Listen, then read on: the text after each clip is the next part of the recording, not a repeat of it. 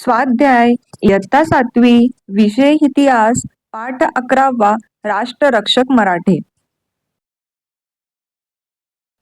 प्रश्न पहिला, कोण बरे?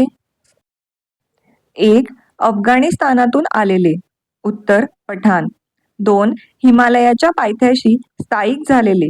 उत्तर रोहिले. 3. नानासाहेब पेशव्यांचा भाऊ. उत्तर रघुनाथराव. 4. मथुरेच्या जाटांचा प्रमुख. उत्तर सूर्य जमल जाट. 5. पैठणजवळ राक्षस भुवन येथे निजामाला पराभूत करणारे. उत्तर पहिले माधवराव पेशवे.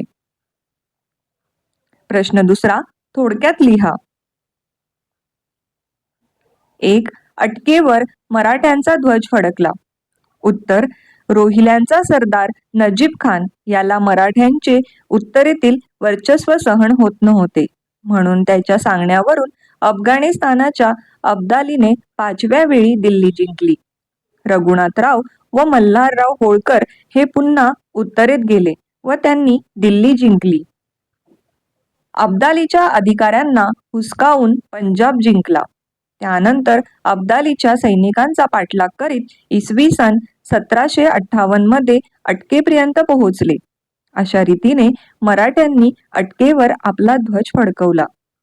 2. अफगाणांशी संघर्ष. उत्तर अफगाणिस्तानाचा बादशहा अहमदशाह अब्दाली याला भारतातील संपत्तीचे आकर्षण होते. इसवी सन 1751 मध्ये त्याने पंजाबवर आक्रमण केले. मुघलांना अब्दालीच्या आक्रमणाची भीती होती, म्हणून आपल्या संरक्षणासाठी त्यांनी मराठ्यांशी करार केला. या करारानुसार छत्रपतींच्या वतीने पेशव्यांनी शिंदे होळकरांच्या फौजा दिल्लीच्या संरक्षणार्थ पाठवल्या. ही बातमी पोहोचताच अब्दाली मायदेशी परतला.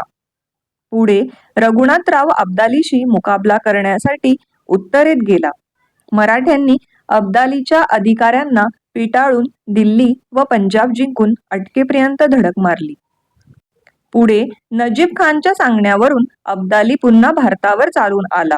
नंतर अब्दाली व सदाशिवराव भाऊ यांची पानिपतावर गाठ पडली.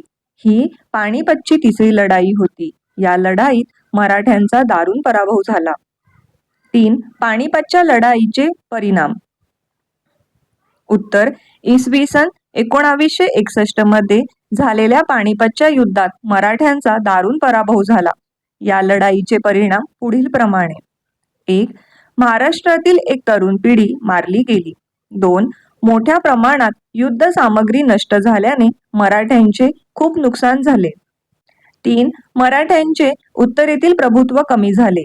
4. अनेक पराक्रमी सरदार मारले गेल्यामुळे मराठ्यांचा प्रभाव कमी झाला. 5.